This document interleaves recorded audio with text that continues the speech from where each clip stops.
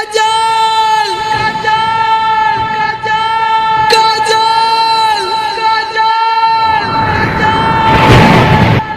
काजल तूने ऐसा क्यों किया काजल? बताओ तूने ऐसा क्यों किया? बताओ काजल। अरे किस काजल की बात करते हो तुम? भूल जाओ उस काजल को, वो न तेरी थी और न तेरी होगी। नहीं नहीं, ऐसा नहीं हो सकता। कहाँ जाऊँ? बताओ किधर जाऊँ? कुछ समझ आता नहीं काजल। बताओ काजल बताओ।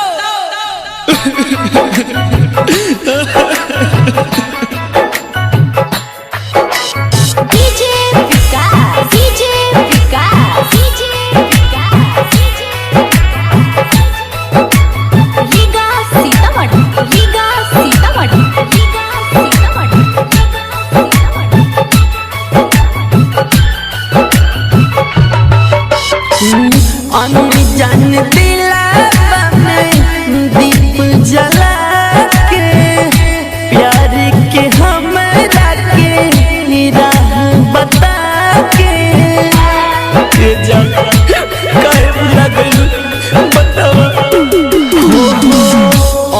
जान दिलावा में दीप जला के प्यार के हमरा के राह बता जन्मों जन्म तक साथ रह के अब काहे हो लुरुलाई। राम जाने कैसे सहाई की जुदाई, अब राम जाने कैसे सहाई।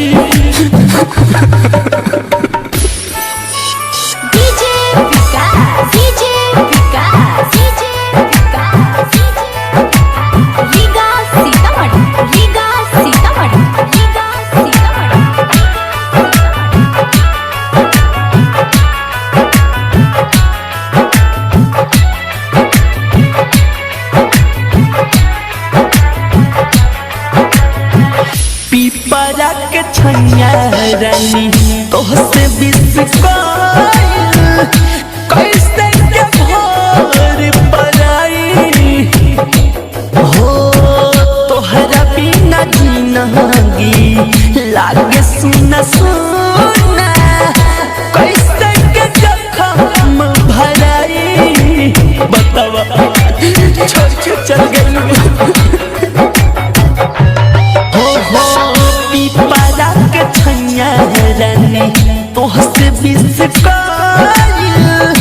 कैसे के भोर पराई। तोहरा बिना जिंदगी लागे सुना सुना, कैसे के जख्म भराई। राम जाने कैसे सहाई की जुदाई, राम जाने कैसे सहाई की जुदाई।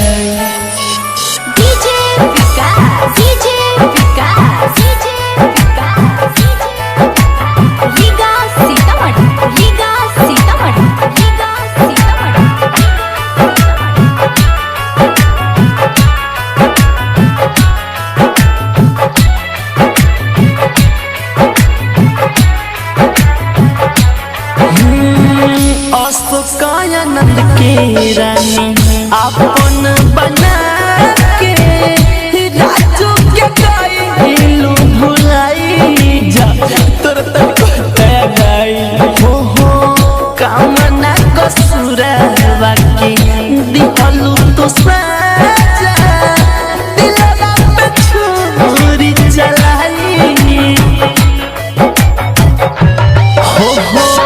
अशोकानंद के रानी अपन बना के राजू के गइलू भुलाई। कामना कसूरवा के दिहलू तो साजा, दिलवा पे छुरी चलाई। राम जाने कैसे सहाई ई जुदाई अब राम जाने कैसे सहाई ई जुदाई।